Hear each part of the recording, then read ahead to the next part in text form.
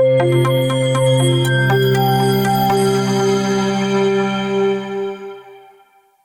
everyone, I am Dr. Shivani Bandari, the author of Oral Pathology, Mind Maps, Medi study book and an associate professor. So today we are going to study the last topic of periapical lesion, that is the pulpitis, from this wonderful 5 minutes revision tool. So our book is available on Amazon, Flipkart, Dentistry and our own website, and you can use my code Dr. Shivani to get 20% off on all bundles. So let's get started with the pulpitis. That what does this actually mean? So pulpitis, as we can see in the definition, is a persistent inflammation condition of the pulp. It could be symptomatic or asymptomatic in nature, with the pulp becoming incapable of healing. Okay, so let's study about the classification. It's the exam favorite, whether it is a university exam, MCQ exam or NEET MBS. So depending upon the extent of pulp involvement, it is classified into two: partial and the partial pulpitis and the subtotal pulpitis. So in the partial pulpitis, inflammatory process is confined to a portion of the coronal pulp, such as the pulp horn. So in the partial pulpitis, the inflammation will be up to the pulpal horns, and in the subtotal pulpitis, most of the pulpal is diseased. So this classification is divided into depending upon the extent of involvement of the pulp. The second is based upon the presence or absence of direct communication between the dental pulp and the oral environment. So it is divided into two again: open pulpitis and closed pulpitis. Open pulpitis means pulp obviously communicates with the oral cavity, and closed pulpitis, no communication exists. The last classification is based on the extent of infection. Very important, exam point of view, NEET MDS point of view, exam point of view, MCQ point of view. That is based on the extent of infection, which is acute or chronic. So before studying acute or chronic, let's study what is a focal reversible pulpitis or a pulpal or a pulp hyperemia. So it is the one of the earliest form of the pulpitis, and the application of ice or cold fuse to the tooth results in pain, but it disappears upon removal of the thermal stimulus or restoration of the normal temperature. So basically, a focal reversible pulpitis is an early and a reversible form of a pulpal inflammation. So it is basically a reversible and a clinically significant condition. We usually get focal reversible pulpitis in our MCQ questions. Let's study about acute pulpitis. It is extensive inflammation of the dental pulp, occurs in a tooth with a large caries lesion or restoration. Characteristically, pain persists even after thermal stimulation is removed. So, histopathology of acute pulpitis will have the polymorphonuclear leukocytes confined to a localized area, pulp abscess which contains pus arising from the breakdown of the leukocyte, and a necrotic zone that contains polymorphonuclear leukocytes and histocytes. These are the classical features which we see in the histopathology of the acute pulpitis. With the chronic pulpitis, it is basically usually follows acute pulpitis or starts as a chronic pulpitis only. Pain is mild, dull, and not prominent as we see in the acute pulpitis.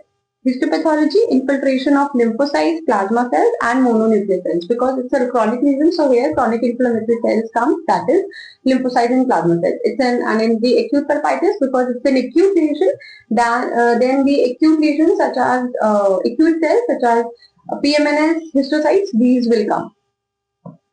So we have studied this whole pulpitis from this 5 minutes mind map. So let's study about let's see some of the diagrammatic representations also. So this is a reversible pulpitis, as we can see that the pulpal, the extension of the caries is limited to the pulpal horn, or we can say the upper tooth structure only, and it is not affecting the pulp. And in the reversible pulpitis, you will see the pulp is affected, and now there is whole pulp necrosis, and whole of the pulp is necrosed. So this is the reversible pulpitis and irreversible pulpitis. So basically acute pulpitis are irreversible pulpitis. So okay, so histopathologically we will see exposure of pulp due to caries. Here we can appreciate that. Inflammatory cells will be seen. In acute we will see PMNS and histocytes. In chronic we will see lymphocytes. Pulpal tissue we can appreciate here, and these are the dentinal tubules. So basically the histopathology, you will see more prominent features, that is the infection. So based upon the inflammatory cells you can make out that whether it's a chronic or an acute, and of course the clinical features of the lesion is significant in making a histopathological diagnosis. So we will discuss about the different types of testing that we do in pulpitis cases. So let's start with the cold test, that what basically a cold test is. So in the cold testing, use a cotton pellet sprayed with a cold refrigerant, that could be an ethyl chloride, and then apply to the middle buccal surface of the tooth. First, always use all these methods on a healthy tooth to have a baseline. So the results and implication, the normal tooth will have a sharp lasting pain for a few seconds. Irreversible pulpitis will be strong but non-lingering pain. Irreversible will have intense and lingering pain, and necrotic have no response. For the heat test, use a heated gutta percha stick or a hot water syringe. Apply to the middle buccal surface with a petroleum jelly to avoid sticking, and of course in the same case use it with the apply it first to the normal healthy tooth structure to have a baseline. The normal pulp will have a mild discomfort and it will subside quickly. The irreversible pulpitis will be intense and lingering pain, and necrotic pulp will have no response. Electrical pulp testing, apply a conducting medium, example toothpaste, to the tip of the EPT probe. Place the probe in the middle third of the tooth structure. If this is the tooth structure, then you have to place that electric test. Place the probe in the middle third. So this will be the middle third. So place the probe here middle third. Ensure the clip to be in the place, and of course again use a normal healthy tooth structure to have a baseline. So normal pulp will have response at a low moderate bleeding. Necrotic pulp will have no response even at the highest setting, and it may produce some false positives because of the restorations, or false negative because of any trauma. So these are the basic testing you can do when you are into the clinics, and you have to find that which pulpitis and what are the name of the test, or what are the basic that we can differentiate a cold, thermal and an electrical pulp testing. So let's discuss an MCQ. A 24-year-old male patient complains of sharp pain on intake of cold drinks in relation to mandibular first molar. The pain lasts for a few seconds and subsides immediately after removal of stimulus. No spontaneous pain is reported, and electric pulp test shows exaggerated response. So what could be the diagnosis? So let's discuss what could not be the diagnosis.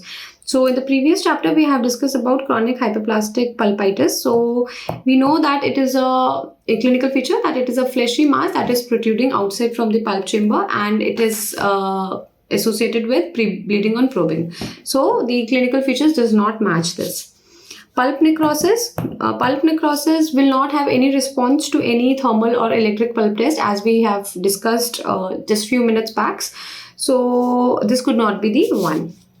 Then symptomatic irreversible pulpitis, because in this the pain is spontaneous and lingering, and pain even persists after removal of stimulus. So in this case, pain subsides immediately after the removal of the stimulus. So this could also be not the one answer for this.